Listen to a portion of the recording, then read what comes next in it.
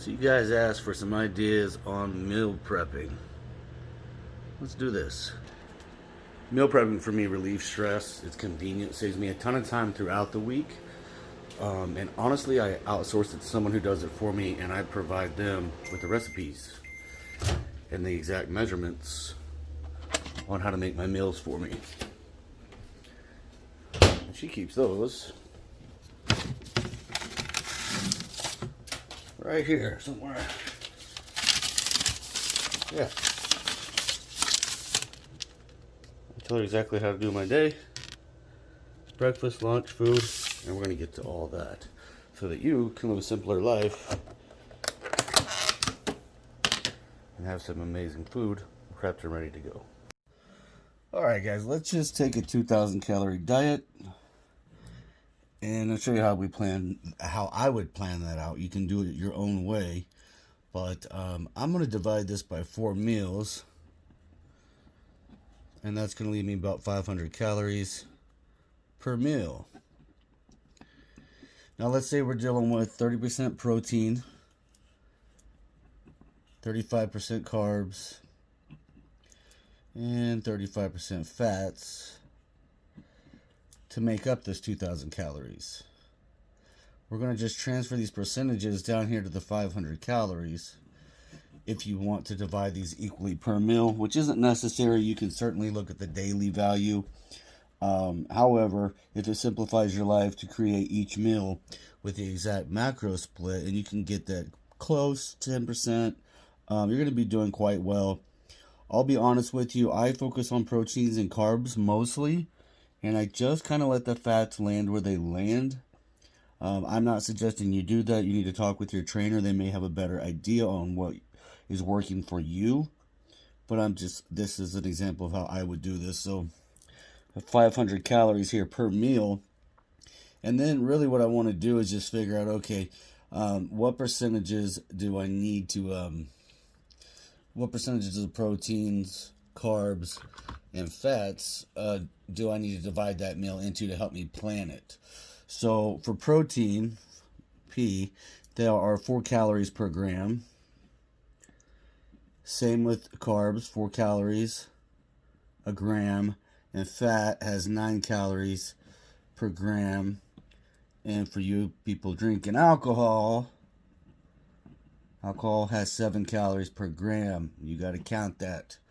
Okay, go watch the latest YouTube. I put out the latest podcast on alcohol, on why it's important to track that. But we're not talking about that today. So, there are 4 calories per gram. All right, so how do I figure out what 30% of 500 is? I'm going to type it into the calculator. I'm going to type 500 times 0.30. So that gives me 150 calories for protein. Well, how many grams is that? We know that there's 4 calories per gram, so I take 150 divided by 4. That's 37.5 grams of protein for each meal. Protein. Now, carbs we know is the exact same, but we're running 35% carbs instead of 30. So I'm going to go back to 500 calories. I'm going to hit times 0.35. That means I get 175 calories from carbs in this example. And we know carbs have 4 grams, so I got to divide that by 4. That's about 43.75. Guys, when you get decimals, don't worry about it. Round up, round down. You are going to be doing great. Okay, now here's the tricky one. Fats. This is carbs. Fats. So how much fat do I have left to make up these calories? Well, what you do is, the easiest way is, you know you got 150 calories coming from protein, so push that back in your calculator. Add that to 175 calories coming from carbs. That's 325. So you take the 500 calorie meal, you subtract 325 you've already allotted for protein and carbs. We now know we have 175 calories we can get from fat for the meal. However, there are 9 calories per gram of fat. So you want to take 175 and divide by 9. That's 19.44. We're going to round that up to 20 grams of fat per meal on this type of planning. like so. This is how you would plan the meal prep. Okay, so you got the basics on how to do the math. Food choices, measuring. I should have already downloaded the file on the conversion chart between cups, from ounces to grams to things like that. Not everybody is like me and wants to eat the exact same thing every single day. However, I will tell you this: if you can do that, if you could do it 6 days a week, you're going to be killing it with your results. If you could do it 5 days a week and then be a little more outside the box on the weekends, great. That's what I do, honestly. I'll stick on the meal plans 5-6 days a week, and then I'll take the kids out for pizza or something like that. Guys, wherever you go, even Pizza Hut, if you know, they have on the menu personalized calorie rating of their pizza. It's there at Subway. It's Sonic. It's just about tracking the number. Tracking is going to help you. Now, I like preparing in advance because I know how many calories is in each of my bowls. Now, I eat a little more than the average person, so I'm not going to tell you how much I'm eating because you need to focus on you. What works for you? Maybe you don't want to eat 4 times a day. Maybe you want 3 meals. It's the same formula. You just divide it by 3 meals. Whatever calories that your trainer has suggested, you take that number, divide it into 3 meals, and you break down the macros just as I did. I tend to keep it simple. I learned something in the Army. They said, keep it simple, stupid. It works for me. Guys, I pick, so my carb choices are oats, jasmine rice, sweet potatoes, and that's it. That's it every single day. Eggs for fats and proteins in the morning. I do supplement with fiber. I think you should be getting 35 to 50 grams a day. I use Metamucil, however, there's fiber in oats. So you don't have to necessarily get 50 grams. Once you do the math and figure out how short you are from your 50-gram fiber a day goal, you do that. I also eat an orange with breakfast every single day. Gives me the vitamin C I need. It also gives me some fast-burning carbs so it can kickstart my day. And it fits into the calorie plan. So then when I want to cut or bulk, all I do is I keep the same amount of foods that I like. I get my blood work done every 60 days to make sure I'm healthy, that all my vitamin levels are good. And all I do is increase the amounts. See, I just increase the calories. So I will switch the meat from 8 ounces up to 12 ounces, or if I'm on a big cut, I might drop it down to as low as 6 or 4 ounces of steak per meal and play with the carbs as well to see what starts working for my body. The most important thing is to eat enough. 2,000 calories is not a lot, guys, and it's not a lot. On our type of training program, if you want to see the fat go away and you want to see toned mass underneath, you have to feed the machine. I cannot stress this enough.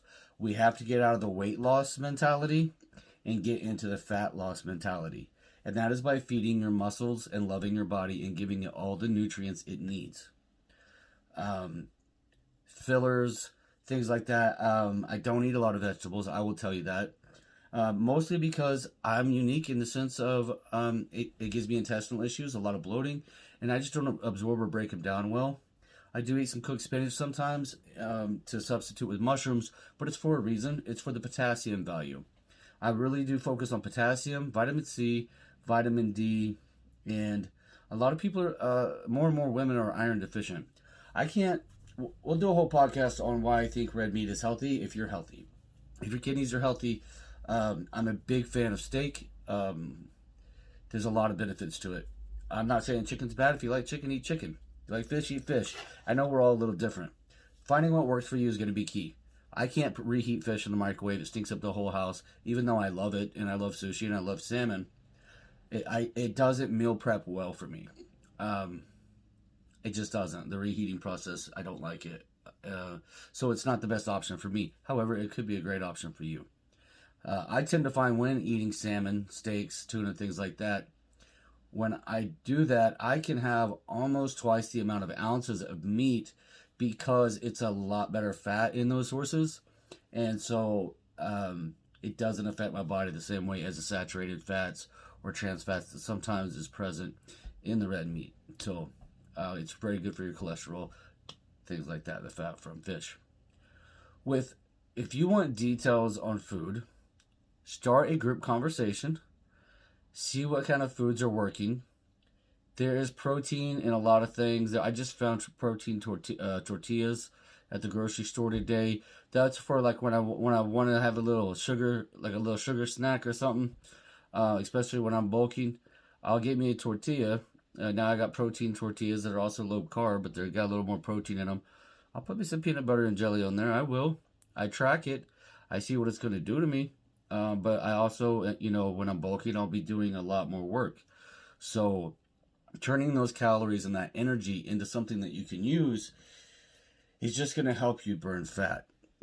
It's going to keep your metabolic rate up. If you don't eat enough, go watch our podcast on that. The metabolic rate, you can damage your metabolism. You could damage your ability to burn fat. And that's just going to delay your goals. It could always be repaired.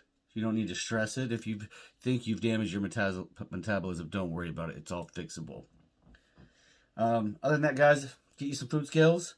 Use the chart that I gave you. Weigh your meats. Measure your rice. Measure your potatoes. I'm not telling you what to eat. You and your trainer can figure out some of this stuff. But you need calorically dense foods, okay?